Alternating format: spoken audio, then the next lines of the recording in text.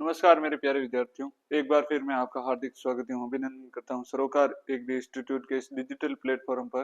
तो जिन विद्यार्थियों ने अभी तक चैनल को सब्सक्राइब नहीं किया है वे चैनल को सब्सक्राइब कर लें, way after that bell icon के बटन को प्रेस कर लें ताकि आने वाली वीडियो की सभी नोटिफिकेशन आपको बहुत ही जल्द प्राप्त हो सके। तो आइए हम आज की क्लास को शुरू करते हैं।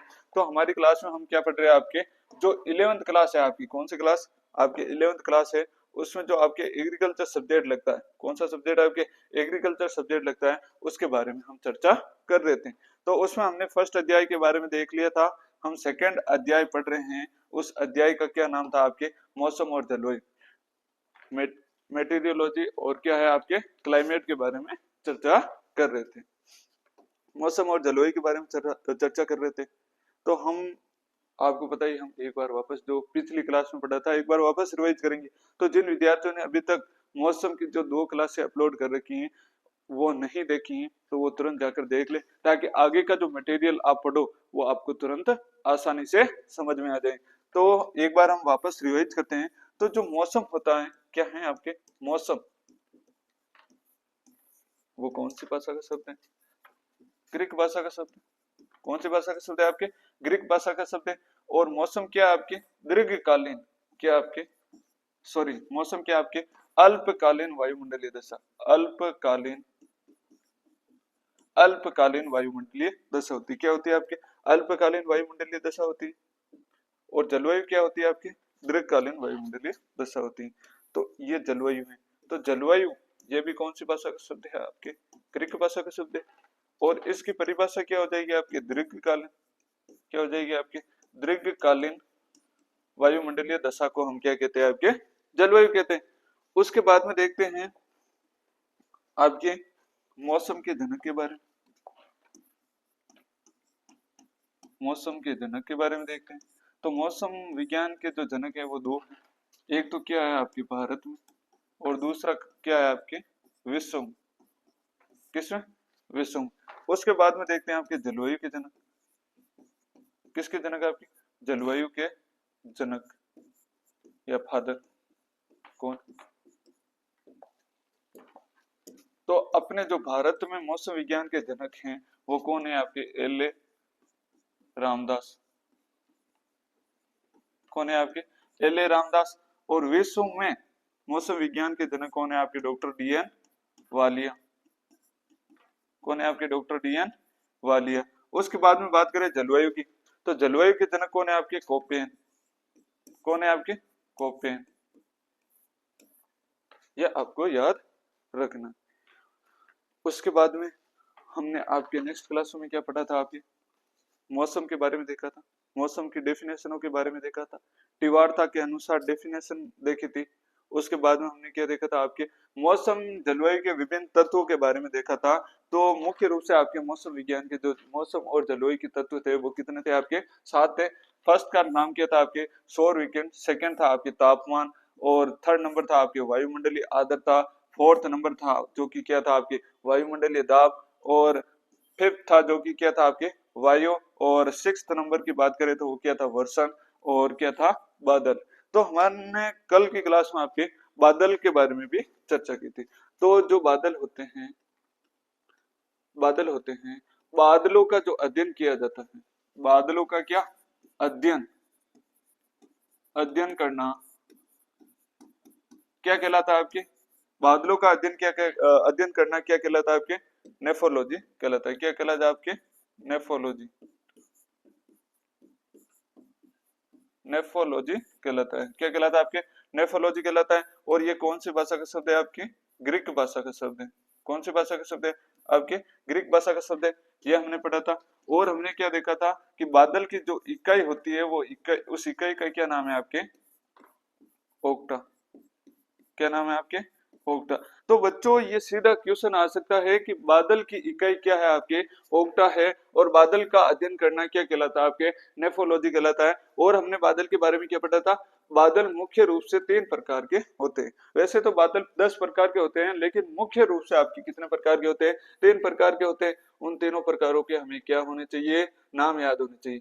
पहला है आपके सीरस बादल, दूसरा है आपके कपासी बादल, कौन से बादल? कपासी बादल। और थर्ड नंबर की बात करें तो थर्ड नंबर है आपके स्टेटस बादल। कौन से बादल? आपके स्टेटस बादल। ये आपको क्या करना है? याद करना है। उसके बाद में हम देखते हैं और हमने क्या पढ़ा था। तो और हमने आपके पाला के बारे में भी पढ़ा था। किसके बारे में पढ़ा था? आपके पाला के बारे में। पाला या तुषार क्या होता है उसके बारे में भी हमने कल वाली क्लास में देखा था। क्या देखा था? कल वाली क्लास में देखा। तो पाला या तुषार क्या होता है? मतलब हम एक बार डिफिनेशनों को इस प्रकार से रिवाइज करते हैं जिससे हमें आसानी से आपको क्या हो सके? याद हो सके। मतलब क्लास शुरू होने से पहले हमने जो पिछला पढ़ा था उसके बारे में हल्का सा वापस रिवाइज करते हैं ताकि आपके माइंड में क्या हो जाए? आपके मौसम वापस एक्टिव हो जाए। तो हमने कल पाला या तुषार या फॉरेस्ट के बारे में देखा था। तो इसमें क्या है आपके? इसके डेफिनेशन की बात करें तो सर्दियों के दिनों में आपके जो दिसंबर और जनवरी माह होता है उस समय रात के दिनों में आपका जो तापमान होता है वो 0 डिग्री सेंटीग्रेड से नीचा चला जाता है जिसके कारण जो पौधों की पत्तियों में जो जल पाया जाता है वो जल बर्फ के रूप में कन्वर्ट हो जाता है और बर्फ के रूप में पतली परत के रूप में जम जाता है। उसे हम क्या कहते हैं? आपके पाला या तुषार कहते हैं। क्या कहते हैं? आपके पाला या तुषार कहते हैं। तो वो कौन से महीने में आता है? आपके दिसंबर जनवरी में माह में आता है। उस समय जो रात का तापमान होता है वो कितने डिग्री सेंटीग्रेड चला जाता है? आपके 0 डिग्री या इससे नीचे चला जाता है। ये बात याद रखनी। और क्या याद रखनी? जो पानी होता है वो क्या होता है? आपके पतली बर्फ के रूप में कन्वर्ट हो जाता है। ये भी आपको क्या रखना है? याद रखना है। उसके बाद में हमने पाला के बचाव भी देखे थे कि हम पाला का बचाव किस प्रकार से कर सकते हैं।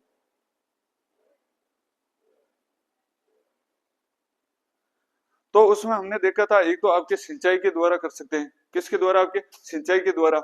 एक हमने आपके H2SO4 जो आपका सल्फ्यूरिक अम्ल है उसके छिड़काव करके भी हम क्या कर सकते हैं? इसका नियंत्रण कर सकते हैं। टांटिया बांधकर, मतलब चारों मेर फसलों के चारों मेर सफेद पट्टी बांधकर भी आप इसका क्या कर सकते हैं? आपके सफेद पट्टी के द्वारा भी पाले का नियंत्रण किया जा सकता है। उसके बाद में हमने देखा था आपके विद्युत हीटर के द्वारा वायुरोधी वृक्ष। जो वायुरोधी वृक्ष लगाते हैं वो हम कौन सी दिशा में लगाते हैं?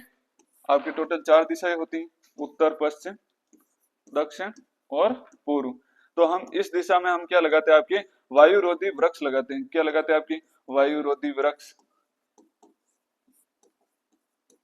क्या लगाते हैं? आपके वायुरोधी वृक्ष लगाते हैं। और क्या करते हैं हम इस दिशा में? आपके धुआं करते हैं। क्या करते हैं? आपके धुआं करते हैं। ये भी आपको क्या करना है? याद रखना है। उसके बाद में आगे देखते हैं। उसके बाद में हमने मेघ या बादल के बारे में पढ़ा था। अनावृष्टि के बारे में देखा था। अनावृष्टि क्या होती है? उसके बाद में हमने अब हम यहां से पढ़ना शुरू करेंगे आपके असमय वर्षा। क्या है? आपके असमय वर्षा ये क्या होती है इसके बारे में आज हम चर्चा करें। वैसे इसके बारे में डेफिनेशन भी मैंने कल आपको क्लास के एंडिंग में बता दी थी, फिर भी हम एक बार वापस रिवाइज करते हैं। वर्षा की आवश्यकता न होने पर भी वर्षा का आ जाना असमय वर्षा कहलाता है। मतलब हमको वर्षा की आवश्यकता ही नहीं है, उस समय वर्षा आ जाती है तो उसे क्या कहते हैं? हम असमय वर्षा कहते हैं। जैसे अभी हमारे जो तूफानी बारिश थी वो बार बार आ रही थी, उस समय हमें बारिश की कोई आवश्यकता नहीं थी फिर भी वो बारिश आ रही थी। तो वो बारिश कौन सी हो गई? आपके असमय बारिश हो गई या असमय वर्षा हो गई। उसके बाद में देखें इसका प्रभाव फसलों पर पड़ता है। क्या पड़ता है? आपके इसका प्रभाव सीधा आपकी किस पर पड़ता है? आपके फसलों पर पड़ता है। क्योंकि तूफानी बारिश पहले हो गई और अब आपके बारिश हो ही नहीं रही है तो उसका क्या मतलब अब बारिश नहीं हो रही है तो प्रोडक्शन मतलब फसलों पर तो सीधा प्रभाव पड़ेगा क्योंकि बारिश पहले हो गई, पहले हमने फसलें बोई नहीं और अब बारिश हो नहीं रही है। उसके बाद में आगे देखें तो बुआई के तुरंत बाद वर्षा आने से बीज अंकुरित नहीं होते हैं। मतलब बुआई के तुरंत बाद वर्षा आने से जो बीज का जो अंकुरण होता है वो नहीं होता है। मतलब जैसे किसान फसल आज बोता है और कल बारिश हो जाती है तो बारिश होने के कारण जो भूमि की ऊपरी परत होती है वो कठोर रूप में कन्वर्ट हो जाती हैं जिसके कारण बीज का जो अंकुरण होता है वो सही प्रकार से नहीं हो पाता है। उसके बाद में आगे देखें फसल बोने के बाद निरंतर वर्षा होते रहने से खड़ी फसल निराई गुड़ाई करने में समय नहीं मिलता है जिसके कारण जो फसल होती है वो आपके पीली पड़ जाती है। मतलब फसल की बुआई कर दी, बुआई करने के बाद में जो आपके 10-15 दिन बाद में फर्स्ट निराई गुड़ाई करते हैं, तो निराई गुड़ाई का समय नहीं मिलता है, मतलब बार बार बारिश आती रहेगी जिसके कारण खेत में पानी इकट्ठा रहेगा या खेत गीला रहेगा, जिसके कारण हम क्या नहीं कर सकते, निराई गुड़ाई नहीं कर सकते। तो बार बार इस प्रकार से बारिश आती रहेगी और हम निराई गुड़ाई नहीं कर सकते हैं, तो उसकी भी समस्या आपके उत्पन्न हो सकती है। उसके बाद में आगे देखें, राजस्थान के बांसवाड़ा जिले में अक्सर मक्का के खेत में समस्या होती है। मतलब जो राजस्थान का एक बांसवाड़ा जिला होता है, उसमें मक्के में निराई गुड़ाई करने में क्या होती है, आपकी समस्या उत्पन्न होती है। उसके बाद में आगे देखें, फसलों की वृद्धि काल में तेज हवा के साथ वर्षा होने से मक्का, ज्वार, बाजरा आदि फसलें गिर जाती हैं। मतलब फसलों जो आपकी वर्दी वाली फसलें होती हैं, जैसे ज्वार, बाजरा, मक्का और क्या हो गया आपके गन्ना हो गया, इनमें क्या होता है आपके, यदि तेज बारिश होगी और साथ में हवा होगी, तो उसमें क्या होगा, आपकी जो फसल होगी वो नीचे गिर जाएगी। मतलब जैसे मैंने यहाँ गन्ना बोया या ज्वार बोई या बाजरी बोई, और इस तरफ से आपकी क्या आई, बारिश और हवा आई। कौन सी आई आपके, बारिश, वर्षा और हवा फुल आई, बारिश के साथ वर्षा और हवा आई, ये क्या हो जाएगी, आपकी जो फसल होगी वो क्या हो जाएगी, गिर जाएगी। इस प्रकार से गिर जाएगी, जमीन पर गिर जाएगी, जिसके कारण फसलों को क्या होता है, आपके नुकसान होता है। उसके बाद में आगे देखें, उसके बाद में आगे आपके फसलों में पुष्पन वाले निकलते समय वर्षा होने से परागकण नष्ट हो जाते हैं, जिससे परागकण तथा निषेचन न होने से बीज नहीं बनते हैं तथा पैदावार कम हो जाती है। मतलब पुष्पन की जो क्रिया चल रही है, मतलब फसल में जो पुष्पन की क्रिया है वो चल रही है, उस समय यदि बारिश हो जाती है, तेज हवा चल जाती है, जिसके कारण जो फसल के पुष्प होते हैं, फसलों के जो पुष्प आरके होते हैं, उनमें जो परागण होते हैं वो जमीन पर गिर जाते हैं, जिसके कारण जो निषेचन की क्रिया होती है वो नहीं हो पाती है, मतलब परागण की क्रिया नहीं हो पाती है, जिसके कारण बीजों का निर्माण नहीं हो पाता है और उत्पादन में क्या होती है, आपके भारी हानि होती है। उसके बाद में आगे देखें, आसमान में बादल छाए रहते हैं तथा बूंदा बूंदी रहने से फसल में कीट और रोगों का आक्रमण बढ़ जाता है। मतलब आसमान में घने बादल छाए हुए हैं, मतलब सप्ते भर से बादल छाए हुए हैं और आपकी फसल अच्छे प्रकार से खड़ी है, तो उसमें क्या हो जाएगा, आपके उन बादलों के कारण उन फसलों में क्या हो गया, आपके कीट और रोग होने की संभावना क्या हो जाएगी, आपके अधिक हो जाएगी। क्या हो जाएगी, आपके अधिक हो जाएगी। उसके बाद में देखते हैं इसके बचाव के उपाय, इसका बचाव हम किस प्रकार से कर सकते हैं उसके बारे में देखते हैं। तो फसल बुआई के तुरंत बाद वर्षा होने से बीज अंकुरित नहीं हो पाते हैं, इसके लिए खेत में अच्छी गुड़ाई करते हैं। क्या कहते हैं, आपके अच्छी अंधी प्रकार से गुड़ाई करते हैं, जिससे खरपतवार वगैरह नष्ट हो जाते हैं। उसके बाद में देखते हैं अंधी गुड़ाई क्या होती है, ब्लाइंड कोइंग क्या होती है, उसके बारे में देखते हैं। तो फसलों के बीजों की बुआई के बाद किंतु अंकुरित से पहले निराई गुड़ाई करना क्या कहलाता है, आपके अंधी गुड़ाई कहलाता है। उसके बाद में देखते हैं अंधी गुड़ाई का मुख्य उद्देश्य, अंधी गुड़ाई का मुख्य उद्देश्य क्या है उसके बारे में देखें। तो अंधी गुड़ाई का मुख्य उद्देश्य अंकुरन को बढ़ाना, पपड़ी तोड़ना, मतलब जो भूमि की ऊपरी पपड़ी होती है उसको तोड़ना, वायु संचार बढ़ाना, खरपतवार नियंत्रण करना। क्या करना, आपके खरपतवार का नियंत्रण करना। उसके बाद में हम आगे देखें, असमय वर्षा से खेत में भराव होने पर, असमय वर्षा से खेत में भराव होने पर जल निकास की उचित व्यवस्था कर जल बाहर निकालना चाहिए। मतलब जल निकास क्या होता है, खेत में अनावश्यक जल को बाहर निकालना। क्या करना, आपके खेत से अनावश्यक जल को बाहर निकालना क्या कहलाता है, आपके जल निकास कहलाता है। उस जल निकास की आपकी क्या होनी चाहिए, व्यवस्था होनी चाहिए। ऐसे नहीं आपके खेत में पानी इकट्ठा रहे और आपकी जो फसल होगी वो नष्ट होने लग जाए, तो इस प्रकार की समस्या आपके खेत में नहीं होनी चाहिए। उसके बाद में इसमें नोट में लिखा रखा है, जो आपकी किस्मत वाला नोट है उसमें क्या लिखा रखा है, आपके जल निकास की परिभाषा लिखा रखी। तो जल निकास की परिभाषा क्या, आपके खेत से अनावश्यक जल को बाहर निकालना जल निकास कहलाता है। क्या कहलाता है, आपके खेत से अनावश्यक जल को बाहर निकालना जल निकास कहलाता है। उसके बाद में नेक्स्ट टॉपिक आता है आपके ओलावृष्टि। ओलावृष्टि, ओलावृष्टि को सामान्य भाषा में क्या कहते हैं, आपके बर्फ गिरना। क्या कहते हैं आपके? बर्फ गिरना, अर्थात हमारे नॉर्मल स्थानीय भाषा में बोलते हैं गड़ा पड़ना। क्या कहते हैं आपके? गड़ा पड़ना। तो इसमें क्या होता है, वर्षण का यह सबसे भीषणतम रूप होता है। क्या होता है आपके? वर्षण का सबसे भीषणतम रूप होता है। इसमें देखते हैं आपके ओलावृष्टि की उत्पत्ति वायुमंडल में जल वाष्प के बूंदों का तापमान हिमांक बिंदु से कम होने पर बर्फ के रूप में जम जाने से होता है। क्या हो जाता है आपके? बर्फ के रूप में जम जाने से क्या कहते हैं आपके? ओले गिरते हैं। ओले से तात्पर्य ऐसे बर्फ के कणों से हैं। क्या है आपके? ओले से तात्पर्य ऐसे बर्फ। तो कुछ अपने टेक्निकल इश्यू आ गया था, उसके बाद में हम वापस कंटिन्यू कर रहे हैं। तो आगे हमारे क्या था आपके? ओले। ओले से तात्पर्य ऐसे बर्फ के कणों होते हैं जिनका व्यास कितना होता है आपके? 0 से 50, मतलब कितना? 5 से 50 mm होता है। कितना होता है आपके? 5 से 50 mm होता है। उसके बाद हम आगे बात करें तो मटर के दाने से लेकर टेनिस बॉल के आकार के ओले गिर सकते हैं। मतलब जो ओले गिरते हैं वो आपके मटर के दाने और टेनिस बॉल के आकार के गिर सकते होते हैं। मतलब जैसे आपके छोटे छोटे मटर के ये दाने होते हैं, इस प्रकार से लेकर जो आपकी टेनिस बॉल होती है उसके आकार की क्या गिर सकते हैं आपके? ओले गिर सकते हैं। क्या गिर सकते हैं आपके? ओले गिर सकते हैं। उसके बाद हम आगे देखें तो आगे क्या होता है आपके? ओले गिरने से प्रतिकूल प्रभाव के बारे में देखते हैं। ओले गिरने से हमारे क्या प्रभाव पड़ता है? तो इसमें क्या आपके ओले गिरने से फसलों की बाल या फूल, पौधों की टहनियां क्या हो जाती है आपके? टूट जाती है। उसके बाद हम आगे बात करें तो आगे क्या आपके अधिक ओले गिरने से रबी ऋतु की फसल क्या हो जाती है आपके? नष्ट हो जाती है। मतलब अधिक ओले गिरने से आपकी जो रबी ऋतु की जो फसल होती है वो क्या हो जाती है? पूर्ण रूप से नष्ट हो जाती है। उसके बाद में देखते हैं फल व वृक्षों के फल फूल क्या हो जाते हैं आपके? गिर जाते हैं। जो फल वृक्षों के फल फूल होते हैं वो क्या हो जाते हैं आपके? गिर जाते हैं। उसके बाद में आगे देखते हैं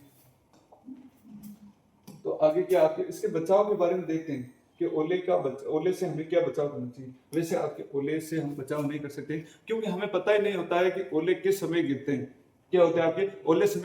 ओले का जो गिरने का जो समय है उसका हम निर्धारण नहीं कर सकते। तो इसमें देखते हैं आपके ओले पड़ने से निश्चित समय नहीं होता है तथा ये अनुमान भी नहीं लगाया जाता है कि किस क्षेत्र में ओलावृष्टि होगी और फसल के बचने का कोई प्रभाव नहीं होता। मतलब फसल को हम बचा नहीं सकते। उसके बाद में देखते हैं वायु और विंड के बारे में देखते हैं। वायु या विंड्स क्या होती है उसके बारे में चर्चा करें तो वो क्या है आपकी? उच्च दाब क्षेत्र से निम्न दाब क्षेत्र की ओर सतेज गति करने वाली हवा को क्या कहते हैं आपके? सतेज गति करने वाली हवा को क्या कहते हैं? वायु कहते हैं। मतलब क्या होता है आपके? ये क्या आपकी वायु? क्या आपकी वायु? वायु क्या करती है आपकी? उच्च दाब से किसकी ओर गति करेगी? निम्न दाब की ओर। निम्न दाब की ओर मतलब जो वायु की जो गति होगी वो क्या होगी आपके? उच्च दाब से निम्न दाब की ओर यदि हवा गति करेगी तो उसे हम क्या कहते हैं? वायु कहते हैं, विंड कहते हैं। मैं आशा करता हूं आपको समझ में आ गया। मतलब कोई उच्च दाब से निम्न दाब की ओर यदि वायु गति करती है, किस रूप में गति? सतही रूप में गति करती है, निम्न दाब की ओर गति करती है तो उसे हम क्या कहते हैं आपकी? वायु या विंड कहते हैं। उसके बाद में आगे देखते हैं मौसम भविष्यवाणी में वायु की दिशा महत्वपूर्ण मापदंड है। मतलब मौसम की जो भविष्यवाणी है उसकी भविष्यवाणी करने के लिए मौसम क्या है आपके? एक महत्वपूर्ण मापदंड है क्योंकि मौसम के द्वारा ही मानसून की हवाओं का हमें क्या होता है आपके? पता चलता है। उसके बाद में वायु का नामकरण उसी की बहने की दिशा के आधार पर होता है। मतलब जो वायु का जो नामकरण होता है उसी के बहने की दिशा के आधार पर होता है। उसके बाद में आगे देखें जिस दिशा की ओर वायु बहती है वे वायु उस दिशा के आधार पर ही जानी जाती हैं। जैसे पश्चिम की तरफ से आने वाली हवाओं को क्या कहते हैं आपके?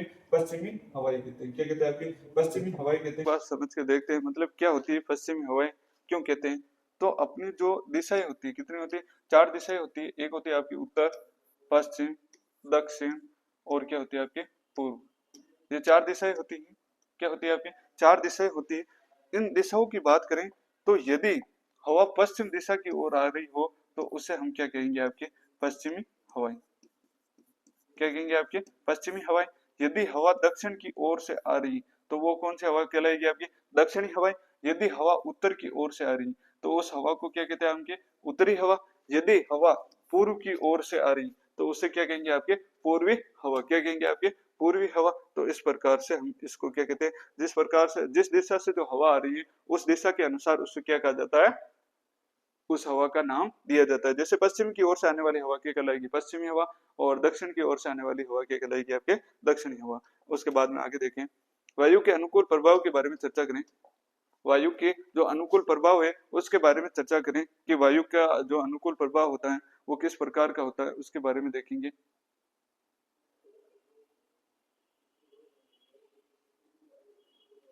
वायु पौधों की वृद्धि और विकास के लिए अत्यधिक प्रभावित होती है। मतलब जो वायु होती है वो पौधों की वृद्धि और क्या होती है, आपके विकास के लिए क्या होती है, आपके अधिक प्रभावित करता है।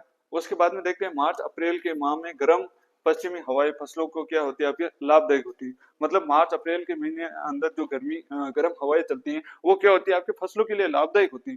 फसलों के लिए लाभदायक कैसे होती है, मतलब जो मार्च और अप्रैल का महीना होता है उस समय गर्म हवाएं चलती है। उस समय जब किसान होता है वो क्या करता है आपके खेत में अच्छे प्रकार से बढ़िया गहरी जुताई करता है, जिससे खेत में होने वाले जो आपके कीट, जो रोग हैं वो क्या हो जाएंगे आपके जमीन के ऊपर आ जाएंगे, या उन जमीन में क्या हो जाएगी आपके गर्म हवा भर जाएगी, जिसके कारण वो कीट और रोग क्या हो जाएंगे आपके नष्ट हो जाएंगे। इसके कारण ये फसलों के लिए क्या होगी आपके, लाभकारी होगी। उसके बाद में अगले पॉइंट की बात करें तो अगला है आपके, जुलाई अगस्त में मानसूनी हवा चलने से वर्षा होती है। मतलब जो आपका जुलाई अगस्त माह होता है उस समय मानसूनी जो हवाएं चलती है उसके चलने से क्या होती है आपके, वर्षा होती है। ये आपको ध्यान रखना है। उसके बाद में आगे देखें तो आगे क्या है आपके, वायु के परागित वायु परागित फसलों में वायु के द्वारा परागण होता है। कुछ फसलें होती हैं जिनमें परागण होता है वो किसके द्वारा होता है आपके, वायु के द्वारा होता है। किसके द्वारा होता है, वायु के द्वारा। एग्जाम्पल की बात करें तो मक्का, बाजरा और सरसों की फसल में जो परागण होता है वो किसके द्वारा होता है आपके, वायु के द्वारा होता है। उसके बाद में आगे देखें, जब वायु धीमी गति से चलती है तो पौधों में CO2 की मात्रा बढ़ जाने से प्रकाश संश्लेषण की दर बढ़ जाती है, जिसके फलस्वरूप पौधे क्या करते हैं आपके, शीघ्र वृद्धि करते हैं। उसके बाद में आगे देखें, आगे क्या होता है आपके, हवा चलने से फसलों की थ्रेसिंग तथा ओसाई आसानी से हो जाती है। मतलब यदि हवा अच्छी होगी तो उनकी क्या होगी आपके, जो थ्रेसिंग और ओसाई की क्रिया है वो आपकी क्या होगी, बड़े अच्छे प्रकार से होगी, आसानी से होगी। उसके बाद में अगला पॉइंट है जो कि क्या आपके, वायु की गति प्रतिकूल प्रभाव के बारे में चर्चा करें। तो इसमें क्या होता है आपके, इसमें क्या आपके पवनों की प्रतिकूल दशा जैसे लू, आंधी, तूफान और शीतलहर होती है। क्या होती है आपके, शीतलहर होती है। उसके बाद में हम देखते हैं एक एक के बारे में, लू क्या होती है, शीतलहर क्या होती है, उनके बारे में चर्चा करते हैं। तो लू क्या होती है आपके, मई जून माह में पश्चिमी दिशा से चलने वाली गर्म हवाओं को क्या कहते हैं आपके, लू कहते हैं। उसके बाद में बात करते हैं शीतलहर की। शीतलहर क्या है उसके बारे में देखें तो शीतलहर क्या है आपके, दिसंबर जनवरी माह में उत्तर दिशा से चलने वाली ठंडी हवाओं को क्या कहते हैं आपके, शीतलहर कहते हैं। क्या कहते हैं आपके, शीतलहर कहते हैं। मतलब जो दिसंबर और जनवरी का जो माह होता है उस समय यदि आपके उत्तर दिशा से जो आने चलने वाली हवाएं हैं, मतलब उत्तरी हवाएं हैं वो चलती हैं और वो कैसी होती है, हवाएं ठंडी होती हैं, तो उन्हें क्या कहते हैं आपके, शीतलहर कहते हैं। उसके बाद में देखते हैं कम तापमान का प्रभाव कोमल पौधों के नर्सरी व पौधों तथा फल फूलों वाले पौधों पर क्या कहता है आपके, अधिक प्रभाव पड़ता है। उसके बाद में हम आगे बात करें तो आगे आपकी क्या है, प्रतिकूल पवनों का फसलों पर प्रभाव के बारे में देखें तो इसमें क्या है आपके, आंधी तूफान आने पर गन्ना, ज्वार, बाजरा आदि की फसलें क्या हो जाती है आपके, गिर जाती हैं। और फसल पकते समय यदि क्या हो जाती है आपकी, गिर जाती हैं तो उसमें क्या होता है आपकी कटाई में क्या होती है आपके, कठिनाई उत्पन्न होती है। क्या होती है आपके, कठिनाई उत्पन्न होती है। तो किस प्रकार से होती है वो भी हम देख लेते हैं। मतलब जैसे मैंने यहाँ पर क्या बोल रखी है आपके, ज्वार बोल रखी है। क्या बोल रखी है आपके, ज्वार मानो, मक्का मान सकते हो, गन्ना मान सकते हो, बाजरा भी मान सकते हो। तो मेरा ये खेत है और मैंने यहाँ क्या बो दिया आपके, ज्वार, मक्का, बाजरा या कोई भी एक फसल बो दी। क्या कर दिया आपके, फसल बो दी। और यहाँ से क्या आई आपके, वायु आई। क्या आई आपके, वायु आई। वो किस गति से आई आपके, तेज गति से आई। तेजी से क्या आई आपके, वायु आई, जिसके कारण जो फसल होगी वो क्या हो जाएगी आपके, नीचे की ओर गिर जाएगी। ये पौधे होंगे वो क्या हो जाएंगे आपके, नीचे गिर जाएंगे। और ये पौधे किस अवस्था पर थे आपके, परिपक्व अवस्था पर।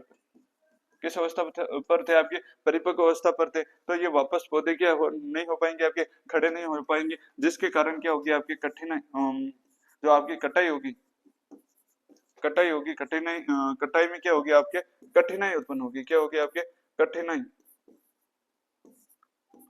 क्या होगी आपकी, कठिनाई उत्पन्न होगी। और कठिनाई उत्पन्न होने के कारण जो आपके मजदूर हैं वो क्या लगेंगे आपके, अधिक लगेंगे, क्या लगेंगे आपके, अधिक लगेंगे, ये आपको ध्यान रखना। मतलब जैसे फसल अपनी जमीन पर गिरी हुई है तो उसको काटने में कठिनाई उत्पन्न होगी, जिसके कारण जो हमारे मजदूर, जो हम बाहर से मजदूर लेके आएंगे, उनकी संख्या क्या लगेगी आपके, अधिक लगेगी। उसके बाद में हम आगे देखें तो आगे क्या है आपके, तेज आंधी से वृक्षों की टहनियां टूट जाती हैं तथा फल वृक्ष जड़ सहित उखड़ जाते हैं। मतलब तेज आंधी आने से क्या होती है आपके, जो फल वृक्ष होते हैं उनकी टहनियां टूट जाती है, और साथ में क्या होता है आपके, जो वृक्ष, छोटे वृक्ष होते हैं वो क्या हो जाते हैं आपके, जड़ सहित उखड़ जाते हैं, क्या हो जाते हैं आपके, जड़ सहित उखड़ जाते हैं। तो इस प्रकार की समस्या भी आपको देखने को मिल सकती है। उसके बाद में आगे देखें तो आगे है आपके फरवरी मार्च में तेज हवा चलने से, क्या है आपके आगे, फरवरी मार्च में तेज हवा चलने से फसल जल्दी से पकने लगती है, जिससे दाने क्या हो जाते हैं आपके, सिकुड़े हुए प्राप्त होते हैं। कैसे होते हैं आपके, सिकुड़े हुए तथा पतले दाने प्राप्त होते हैं, जिससे उपज में क्या होती है आपके, उपज कम होती है, जिससे क्या होती है आपकी जो उपज होती है वो क्या होती है, कम उत्पन्न होती है। उसके बाद में आगे देखें, आगे क्या आपके फल वृक्षों के फल व फूल क्या हो जाते हैं आपके, जड़ जाते हैं, क्या हो जाता है आपके, जड़ जाते हैं। उसके बाद में आगे देखें तेज वायु से बचाव के उपाय के बारे में देखें, मतलब जो वायु है वो तेज रूप से चल रही है, उसके बचाव के उपाय के बारे में देखें, तो वो क्या क्या उपाय है उसके बारे में देखें। तो उसमें क्या है आपके, वायु रोधी वृक्ष लगाना, मतलब जो वायु रोधी वृक्ष है उनको लगाना, जैसे हमने 4 दिशाओं के बारे में पढ़ा था आपके, उत्तर, पश्चिम, दक्षिण और क्या आपके पूर्व।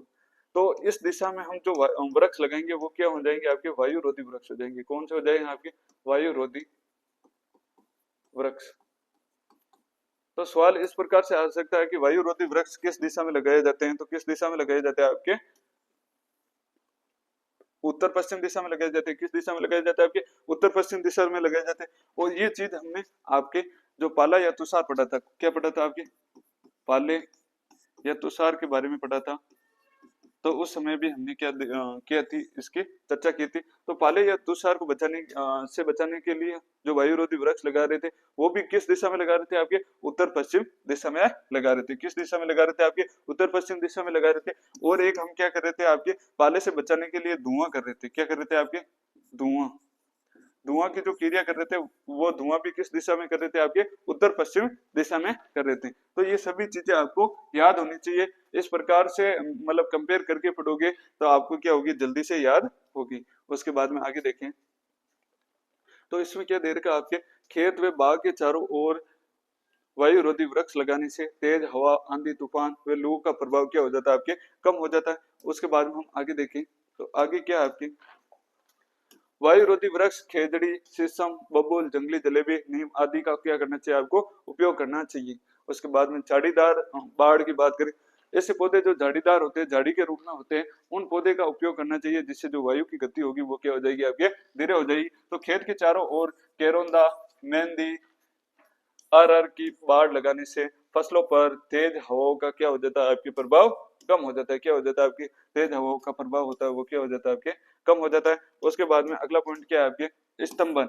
स्तंभन या प्रोपिंग क्या होती है उसके बारे में देखें तो इसमें क्या है आपके, गन्ना, ज्वार तथा मक्का की फसलों के तनों को ऊनी पत्तियों के साथ बांधकर प्रयोग करना क्या कहलाता है आपके, प्रोपिंग कहलाता है। मतलब प्रोपिंग क्या होता है, ये हमारे गन्ने की फसल उग रही, इसकी जो गन्ने की फसल की जो पत्तियां है उस पत्तियों को इस प्रकार से मतलब 4-5 पौधे को इस प्रकार से बांध देते हैं, जिसके कारण जो हवा, सीधी हवा आएगी और इन पौधे को क्या करने, गिराने में क्या होगी, अधिक हवा की आवश्यकता होगी, जिसके कारण हमारी जो फसल हो जाएगी वो बच जाएगी। तो मतलब इससे क्या होगा, प्रोपिंग से फसलों के गिरने से क्या कर सकते हैं, हम बचा सकते हैं। प्रोपिंग में क्या किया जाता है, जो आपके पौधे हैं 3-4 पौधे को इकट्ठा करके उन्हीं की पत्तियों से बांधना क्या कहलाता है आपके, प्रोपिंग कहलाता है।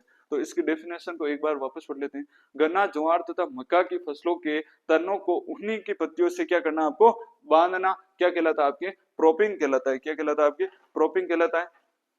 उसके बाद में हम आगे देखें, आगे क्या आपकी पश्चिमी हवाएं, पश्चिमी हवाओं के बारे में देखें तो वो क्या है आपकी पश्चिमी हवाएं राजस्थान में लू प्रभावित क्षेत्रों कुकुरबिटेसी कुल की लू रोधी फसलों जैसे टिंडा, मतीरा, ककड़ी आदि को क्या करना चाहिए, बोना चाहिए। मतलब जब पश्चिमी हवाएं आती है उस समय हमें कौन सी फसलें बोनी चाहिए आपके, टिंडा, मतीरा, ककड़ी आदि फसलों को क्या क्या करनी चाहिए आपके, बुआई करनी चाहिए। उसके बाद में अगला कारक है आपके वायुमंडलीय दाब, क्या आपके वायुमंडलीय दाब, इसके बारे में चर्चा करते हैं।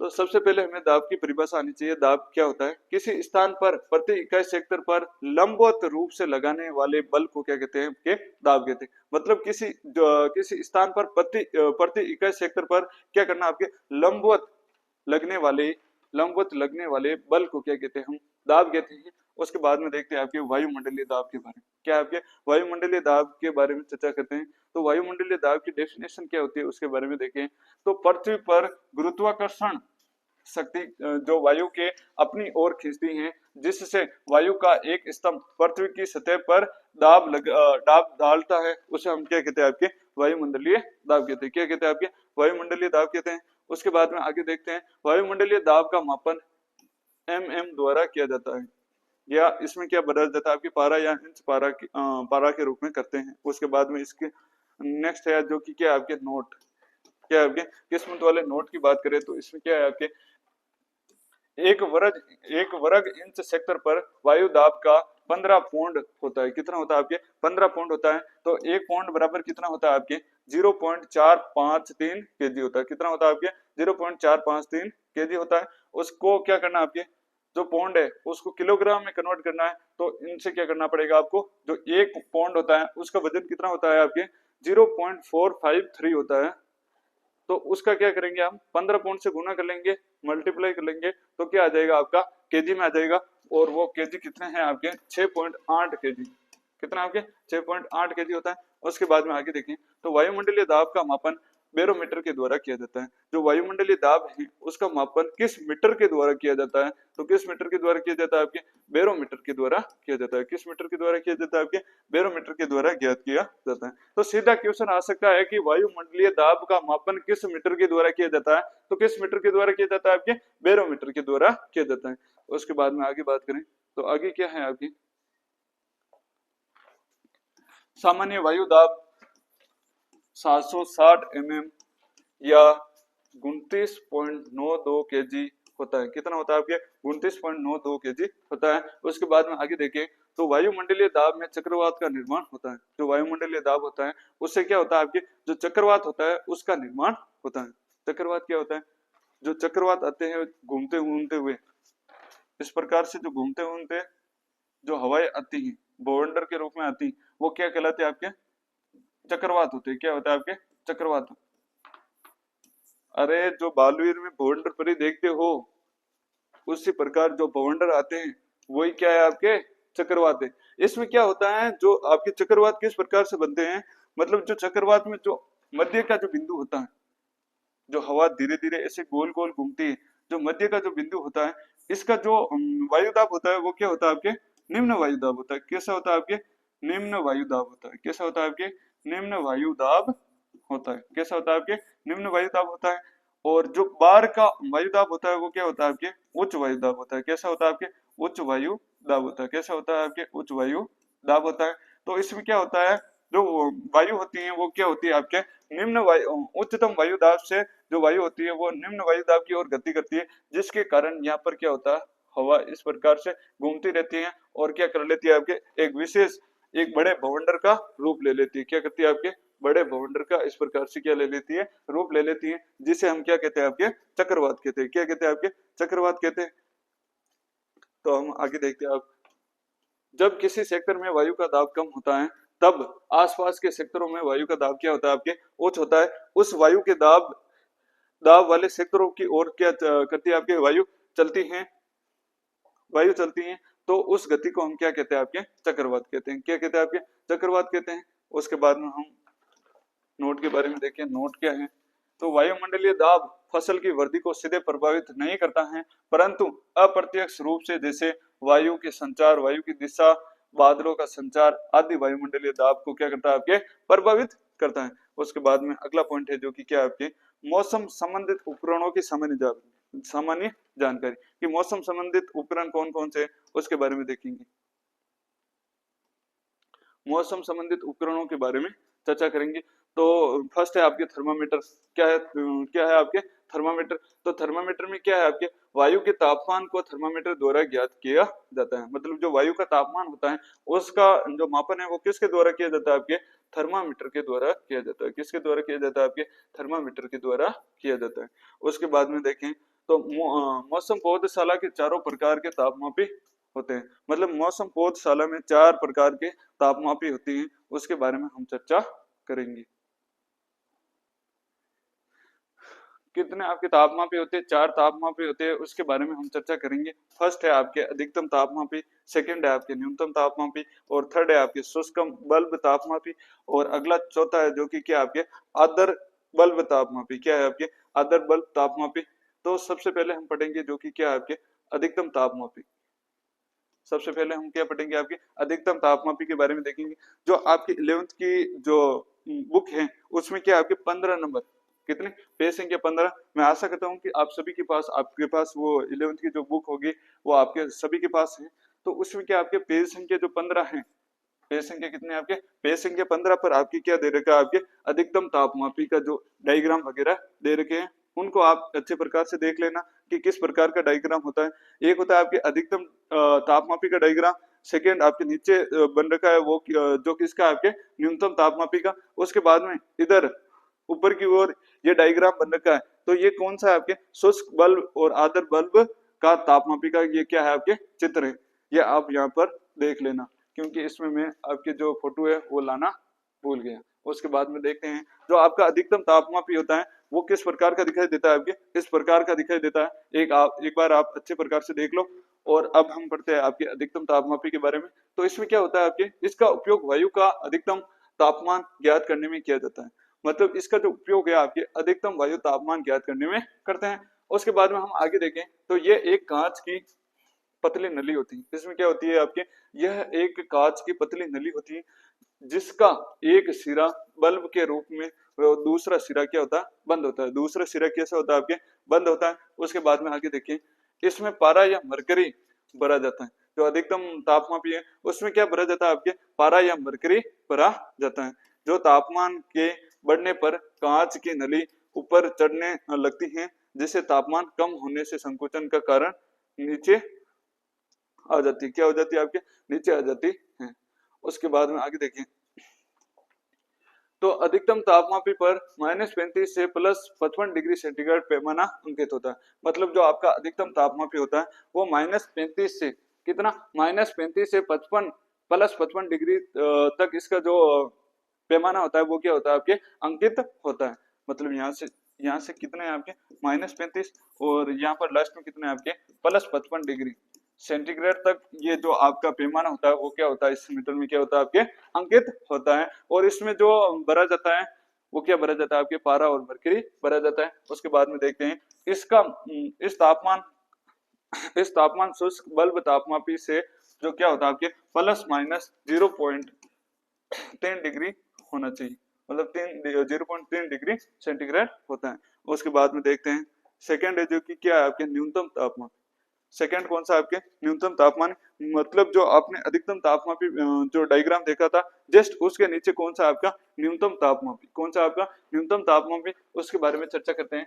तो ये क्या होता है आपके न्यूनतम तापमापी उसके बारे में देखें तो इसमें दिन का न्यूनतम तापमान ज्ञात किया जाता है। मतलब इसके द्वारा किसका क्या क्या किया जाता है आपके दिन का जो न्यूनतम तापमान होता है उसको ज्ञात किया जाता है। उसके बाद में देखें तो इसमें कांच की नली में एल्कोहल भरा जाता है। जो आपका न्यूनतम तापमापी है उसकी जो कांच की नली होती है उसमें क्या भरा जाता है आपके एल्कोहल भरा जाता है। जबकि जो आपका अधिकतम तापमापी था उसके जो कांच की नली थी उसमें क्या भरा जाता था आपके पारा या मरकरी भरा जाता था। क्या भरा जाता था आपके पारा या मरकरी भरा जाता था। उसके बाद में आगे देखें तापमान कम होने पर एल्कोहल का आयतन घटता है तथा तापमान बढ़ने पर एल्कोहल का आयतन क्या होता है आपके फैलता क्या होता है आपके आयतन फैलता है। लेकिन संकेत ऊपर नहीं चढ़ता है। न्यूनतम तापमापी पर -40 से -40 से +50 डिग्री सेंटीग्रेड पैमाना क्या होता है आपके अंकित होता है। लेकिन जो अधिकतम तापमापी था उसमें कितना पैमाना अंकित होता था आपके -35 से +55 डिग्री सेंटीग्रेड पैमाना अंकित होता है। लेकिन न्यूनतम पर कितना होता है आपके -40 से आपके कितना +50 डिग्री सेंटीग्रेड क्या होता है आपके पैमाना अंकित होता है। उसके बाद में देखते हैं इसके दोपहर के समय व्यवस्थित करते हैं तथा इस समय तापमान शुष्क बल्ब तापमापी से क्या होता है ±0.6 डिग्री सेंटीग्रेड होना चाहिए। उसमें कितना होता था आपके 0.6 डिग्री सेंटीग्रेड तापमान क्या होता है आपके व्यवस्थित होता है। उसके बाद में आगे देखें तो आगे क्या आपके शुष्क एवं आर्द्र बल्ब तापमापी जो आपके साइड में ऊपर की ओर जो ये दो तापमापी बन रखे हैं वो क्या आपके शुष्क बल्ब और आर्द्र बल्ब तापमापी ही क्या है आपके शुष्क व आर्द्र बल्ब तापमापी है। उसके बारे में देखते हैं तो इसमें क्या होता है आपके शुष्क बल्ब तापमापी में आपके क्या भरा जाता है आपके पारा और मरकरी भरा जाता है जो कि वायु के तापमान को क्या करती है जो वायु का तापमान है वो क्या करती है आपकी ज्ञात करती है। उसके बाद में आगे देखें शुष्क बल्ब तापमापी अधिकतम तापमापी की तरह बल्ब के पास संकुचन क्या होता है नहीं होता है इसीलिए पारा या वायुमंडल तापमान के साथ ऊपर की ओर ऊपर नीचे होता रहता है ऊपर नीचे होता रहता है। उसके बाद में आगे देखें आगे क्या आपके आदर बल्ब तापमापी में वायु का तापमान ज्ञात किया जा सकता है। मतलब आदर बल्ब तापमापी से क्या होता है आपके जो वायु का तापमान है वो क्या किया जा सकता है आपके ज्ञात किया जा सकता है। उसके बाद में नोट के बारे में देखें तो शुष्क व आदर बल्ब तापमापी वायु एवं संतृप्त वायु के तापमान को ज्ञात करने में रेगनाल्ड सारणी के द्वारा वायु की आर्द्रता का क्या किया जा सकता है आपके ज्ञात किया जा सकता है। उसके बाद में देखते हैं स्टीवंस स्क्रीन क्या है अगली हेडिंग आपके स्टीवंस स्क्रीन के बारे में देखते हैं। तो स्टीवंस स्क्रीन कैसी होती है आपके जो पेज संख्या 16 है उस पर दे रखी है आपके स्टीवंस स्क्रीन। ये चित्र है जो कि किसका है आपके स्टीवंस स्क्रीन का है। किसका आपके स्टीवंस स्क्रीन का है। तो इसके बारे में देखते हैं कि ये क्या होती है। तो स्टीवंस स्क्रीन क्या होती है जो हमने 4 मीटर पढ़े थे उनको उनमें रखा जाता है। क्या किया जाता है आपके रखा जाता है। तो इसके बारे में देख लेते हैं। तो सीधा छोटा सा क्वेश्चन आ सकता है कि स्टीवंस स्क्रीन क्या है। स्टीवंस स्क्रीन क्या है इस प्रकार से आपका क्या आ सकता है क्वेश्चन आ सकता है। तो ये क्या है ये चारों ओर तापमापी मौसम वेधशाला के विशेष प्रकार के लकड़ी के बक्से में रखे जाते हैं उसे स्टीवंस स्क्रीन कहते हैं। मतलब जो आपकी स्टीवंस स्क्रीन होती है वो क्या होती है आपके लकड़ी के बॉक्स जैसी होती है। कैसी होती है आपके लकड़ी के बॉक्स जैसी होती है जिसमें क्या रखे जाते हैं आपके जो चारों तापमापी हैं उनको रखा जाता है।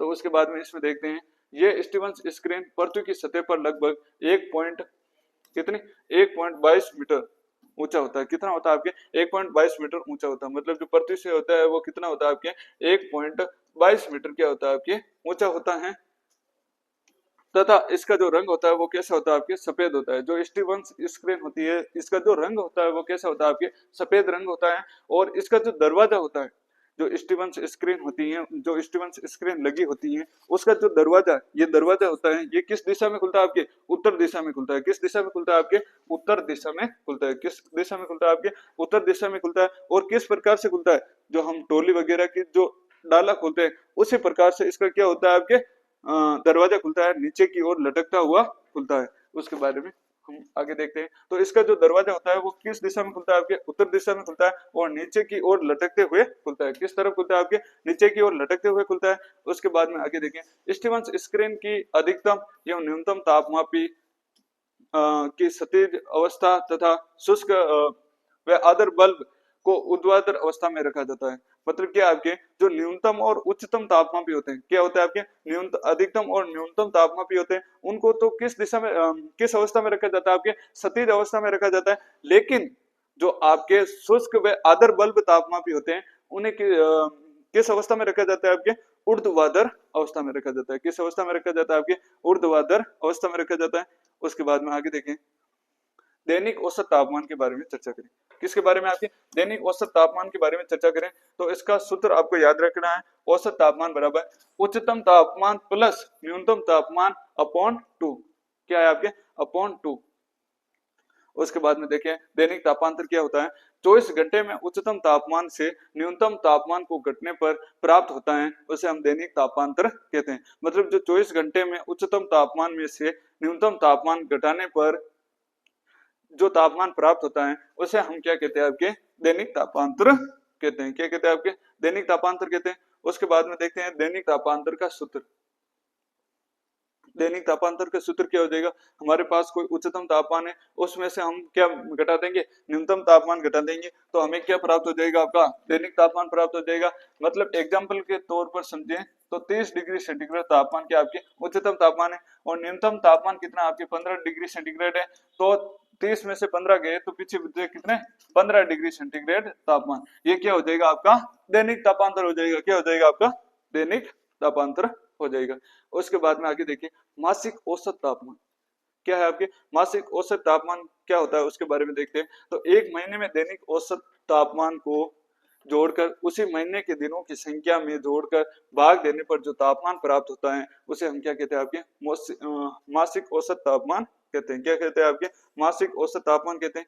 इसके सूत्र की बात करें, फॉर्मूला की बात करें तो वो क्या, आपके महीने के प्रतिदिन औसत तापमान का योग अपॉन महीनों के दिनों की संख्या का भाग देने पर हमें क्या प्राप्त होता है, आपके मासिक औसत तापमान प्राप्त होता है। उसके बाद में नोट में क्या है आपकी, तो इसमें क्या आपके तापमान मापने की 2 इकाइयां काम में लेते हैं। जो तापमान मापते हैं उसमें कितनी इकाई काम लेते हैं, आपके 2 इकाई काम में लेते हैं। फर्स्ट इकाई का क्या नाम है, आपके सेंटीग्रेड, और सेकेंड इकाई का क्या नाम है, आपके फ़ारेनहाइट। सेंटीग्रेड को सी डिग्री सिंबल के नाम से दर्शाया जाता है और फ़ारेनहाइट को F डिग्री के नाम से या सिंबल से दर्शाया जाता है। उसके बाद में देखते हैं सेंटीग्रेड इकाई का आविष्कार एडर सेल्सियस के द्वारा किया गया। किसके द्वारा किया गया, आपके एडर सेल्सियस के द्वारा किया गया। उसके बाद में आगे देखिए फ़ारेनहाइट इकाई का आविष्कार किसके द्वारा किया गया, तो फ़ारेनहाइट इकाई का आविष्कार आपके डेनियल फ़ारेनहाइट के द्वारा किया गया। किसके द्वारा किया गया, आपके डेनियल फ़ारेनहाइट के द्वारा किया गया। उसके बाद में आगे देखें हाइग्रोमीटर, वायुमंडल की आर्द्रता का मापन किसके द्वारा किया जाता है, आपके हाइग्रोमीटर के द्वारा किया जाता है। एक क्या है, आपके हाइग्रोमीटर है, उसके द्वारा किया जाता है। उसके द्वारा क्या किया जाता है, आपके वायुमंडल में जो आर्द्रता होती है उसका मापन किसके द्वारा किया जाता है, आपके हाइग्रोमीटर के द्वारा किया जाता है। तो सीधा क्वेश्चन आ सकता है कि वायुमंडल की आर्द्रता का मापन किस मीटर के द्वारा किया जाता है, तो किसके द्वारा किया जाता है, आपके हाइग्रोमीटर के द्वारा किया जाता है। उसके बाद में आपके क्या आगे विंड वैन, विंड वैन को हिंदी में क्या कहते हैं, आपके वायुदिक सूचक यंत्र। वायुदिक सूचक यंत्र मतलब वायु की बहने की दिशा विंड वैन के द्वारा ज्ञात की जाती है। मतलब जो वायु की जो बहने की जो दिशा होती है उसका मापन हम किस यंत्र के द्वारा करते हैं, तो उसका क्या नाम है, आपके विंड वैन है। क्या है, आपके विंड वैन है। उसके बाद में आगे देखिए वायु की दिशा आ रही है उस दिशा को क्या कहते हैं, विंड वार्ड कहते हैं। वायु जिस दिशा से आ रही है उसे क्या कहते हैं, आपके विंड वार्ड कहते हैं। क्या कहते हैं, आपके विंड वार्ड। एक होता है आपके ली वर्ड, क्या होता है, आपके ली वर्ड, जिस दिशा से वायु आ रही, जिस दिशा से वायु आ रही है उस वायु को क्या कहते हैं, विंड वार्ड कहते हैं। जिस दिशा में वायु जा रही, जिस दिशा में वायु जा रही है उसे क्या कहते हैं, आपके ली वार्ड कहा जाता है। क्या कहा जाता है, आपके ली वार्ड कहा जाता है। उसके बाद में आगे देखें तो आगे क्या है, वायु वेग मापी या एनीमोमीटर के बारे में देखें तो ये क्या होता है, एनीमोमीटर का उपयोग वायु की गति ज्ञात करने के लिए किया जाता है। मतलब जो आपका एनीमोमीटर होता है उसका उपयोग किसके लिए किया जाता है, आपके जो आपका एनीमोमीटर होता है, जो आपका एनीमोमीटर होता है इसका उपयोग किसके लिए किया जाता है, आपके वायु की जो गति है उसको ज्ञात करने के लिए किया जाता है। उसके बाद में देखिए एनीमोमीटर का जो आविष्कार है, एनीमोमीटर का जो आविष्कार है वो किसके द्वारा किया जाता है, आपके रॉबिन्स के द्वारा क्या किया जाता है, आपके ज्ञात किया जाता है। क्या किया जाता है, आपके ज्ञात किया जाता है। मतलब जो एनीमोमीटर है उसका आविष्कार किसके द्वारा किया गया, आपके रॉबिन्स के द्वारा किया गया। उसके बाद में देखते हैं आपके वर्षा मापी या रन गेज के बारे में। क्या आपके वर्षा मापी या रन गेज के बारे में देखते हैं तो ये क्या आपके वर्षा की मात्रा का मापन किया जाता है। मतलब जो वर्षा मापी होती है या रन गेज होता है इसके द्वारा क्या किया जाता है, आपके वर्षा की जो मात्रा है उसका उससे क्या किया जाता है, मापा जाता है। उसके बाद में देखें तो क्या आपके वर्षा मापी 2 प्रकार के होते हैं। क्या होते हैं, आपके वर्षा मापी 2 प्रकार के होते हैं। एक होता है आपके साधारण वर्षा मापी और दूसरा आपके स्वतः अभिलेख वर्षा मापी। क्या है, आपके स्वतः अभिलेख वर्षा मापी। तो इसमें देखते हैं स्वतः अभिलेख वर्षा मापी क्या होता है। तो इसमें प्रतिदिन वर्षा की कुल मात्रा, वर्षा की तीव्रता, वर्षा से होने वाले वास्तविक समय का क्या लगाया जाता है, आपके पता लगाया जाता है। उसके बाद में आगे देखें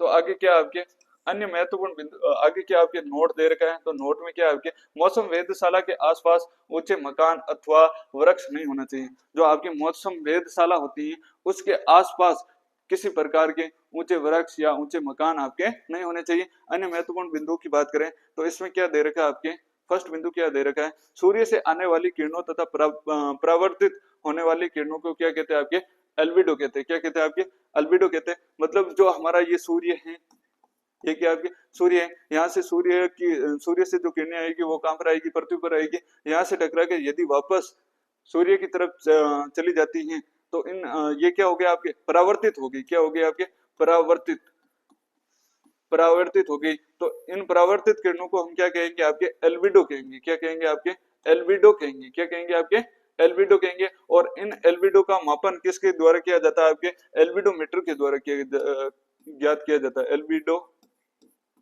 मीटर द्वारा।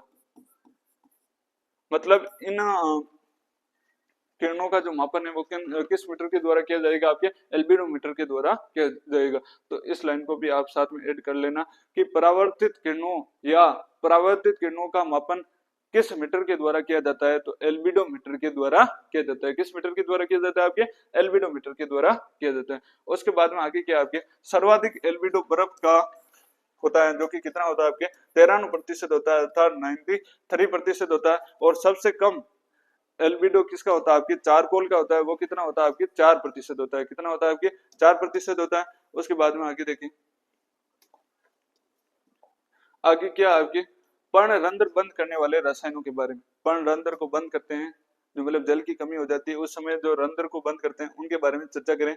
तो फर्स्ट है आपके एब्सिसिक अम्ल, फिनाइल मेर्क्यूरिक एसीटेट, साइकोसोल, केवोलिन। क्या है, केवोलिन।